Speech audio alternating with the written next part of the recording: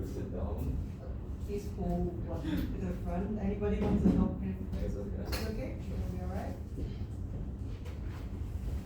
How do you use this?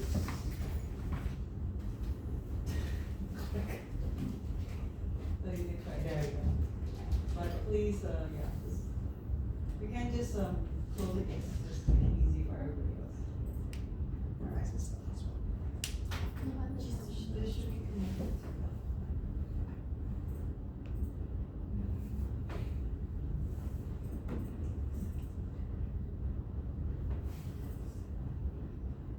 Okay, please try it out first, see if it works with the, no, use the pointer to see if it works. Oh no. Yeah, that's what I was thinking, because, which one did you press? I press that. How's it mean? This is what I'm afraid of, because sometimes when you don't use a specific one, it pops up. Just, when you go like this, right, this is, just go straight. Just go straight. So big. Okay. And so I press that. You can, but, just, you can, it's just that, like, I think just like you press too fast. Ah, okay. Probably. Okay, that's fine. Alright, and begin, and start. Alright, 1, 2, 3. Hi, good afternoon, everybody. Good afternoon. Today I'll be talking about the history of the accordion, how it functions, and how accordion as an instrument came into prominence, and recently the decline of the accordion usage. Now, I'll be starting off with a demonstration of the accordion. So, as you can see, there's a button side and a bass side. Both of them does something to, play the music. And in doing so, you have scales, circle of fifths, and chords. For example, the C scale on the button side is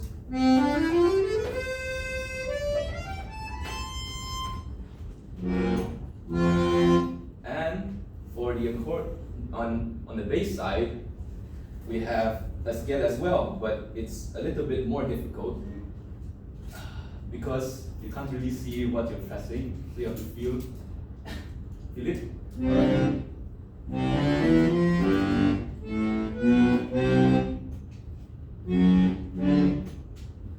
And I'll be playing a little song. Hopefully that will, energize the room that has been so moody lately.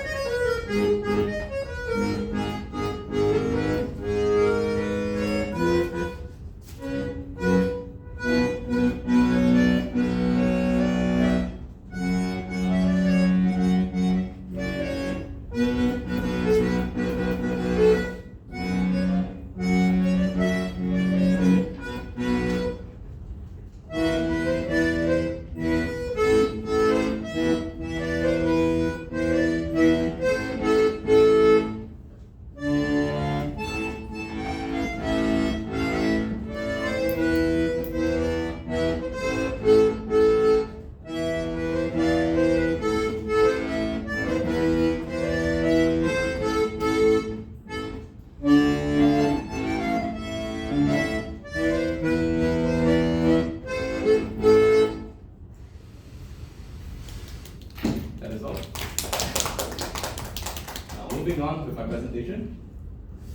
This is the origin of the accordion. It was first invented in Berlin in 1822 by Christian Friedrich Ludwig Buschmann. The basic form of the accordion back then were just a bisonic diatonic accordion, which is basically a single reed, like as you can see here, makes two different noises depending on how you pull and push the accordion's pedal. So it could be something like, you know, it could play a C when you pull it, but when you push it, it could probably play an F. That is called a diatonic accordion, which is very unique, and it requires a lot of expertise to use it. Now, the first ever documented and patented accordion was from Cyril Damian, an Armenian Romanian from the Transylvanian town of Chamoshurvar, residing in Vienna, who patented his accordion in 1829. As you can see from this picture, his accordion comprised of a small manual bellow and 5 keys. Oh, sorry, this one, the first ever patent concept. Yeah. So it only had 5 keys, and with those five keys, it could probably play the scale. But I'm not as well acknowledged of how the diatonic works, unfortunately, so I can't give much comment on that. Okay, next. An English inventor by the name of Charles Wheatstone brought both chords and the treble side of the accordion together into a squeeze box. As you can see, it's a concertina. His patent in 1844 for what he called the concertina featured the ability to easily tune the reeds using a simple tool. The main part of the accordion, the one that makes the sound, are something called reeds. And with his invention, something, sorry.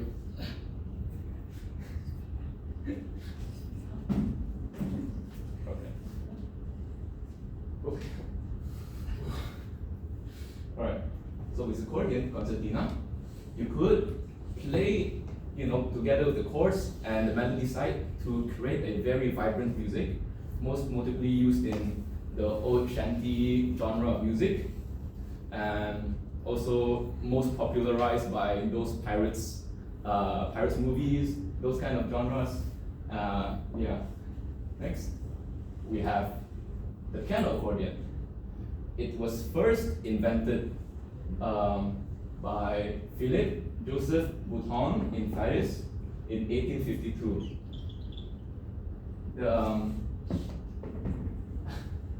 The accordion that featured the piano keys were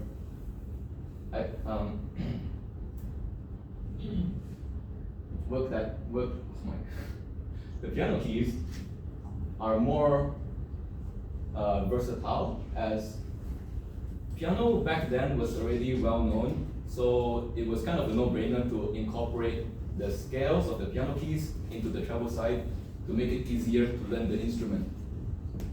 Now, as you can see by this diagram, how a piano key work is the padlet here. This is what's preventing the air from escaping or releasing to keep a strong compression within the bellows. Now, as you press down the key, the air is sucked in. That's what makes the sound from the reed right here. And as you push out the bellow, it also makes the same sound, but it's both in the motion of pushing and pulling the accordion. Like, if you're pulling it, nothing comes out, and when you're pushing it, nothing happens because you're not pressing a key. So you have to press a key in order to release the pallet to make a sound. And you push it back in, it's the same sound. Okay.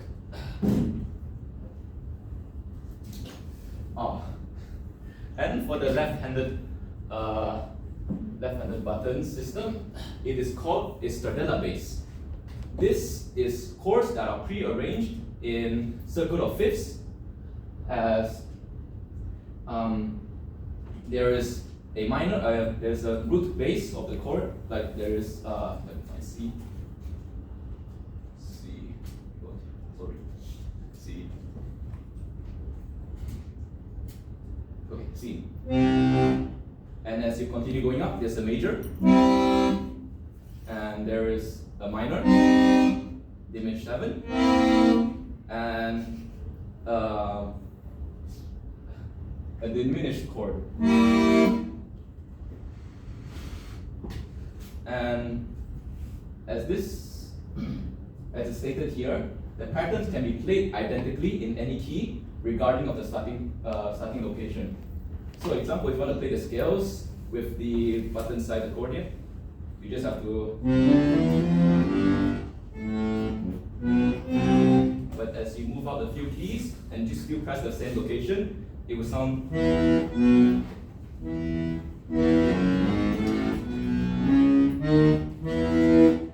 It still pronounces the same scale regarding of different starting location. That is the Stradella bass. And moving on, as you probably noted, my accordion that isn't a conventional piano accordion keyboard. This one uses buttons which are arranged in a chromatic order in placement of circle of fifths. The button accordion was first invented in the early 20th century in the Russian Empire, and it was named after the 11th century bard Boyan, as you can see here. Now, on to our next part. First, the first well-known accordionist that came to prominence in the United States. We have Count Guido Pietro Dero, who was the first person in America back in 1908 who became an international recognized accordionist, because he came from an Italian lineage who migrated to America in 1898, and as he landed in America, he started his accordionist journey and his career. The accordion usage in folk genres includes, in the 1880s, the bal musette is a style of a French music, together with a dance that features waltzes, polkas, and other rhythms played on the accordion. The popularity of the bal musette grew throughout the 1945s. It was the most popular style of dance in France. And accordions in unusual genres includes Gorgo Bordello, an American punk rock band founded in 1999. Much of their music revolves around Romani and Ukrainian music, mixed with punk and dub, incorporating the accordion and violin into their repertoires. The decline of the accordion with the rise of rock and roll, the younger generation has lost interest in the instrument itself due to rock and roll overpowering the prominence of the newest style of music at that time in the late 1950s and the early 1960s. And in conclusion, the accordion is an instrument that is very intricate, very unique, and also very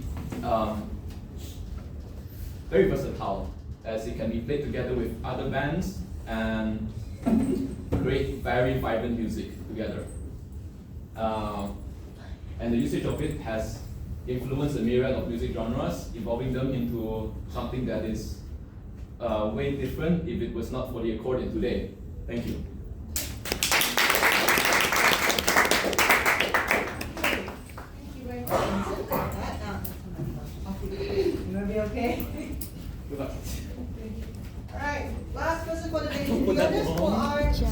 anybody back here yet? Took you 30 Anybody? minutes. Okay, here, okay. Good, so I don't have to go around scrambling to find you guys here. Miss, how long did I talk for? Do you really want to know? Yeah. 13 minutes, 28 seconds. That's not good, right? Time-wise, very long, but idea-wise, quite detailed. I just had to rush through the later bits. Fine.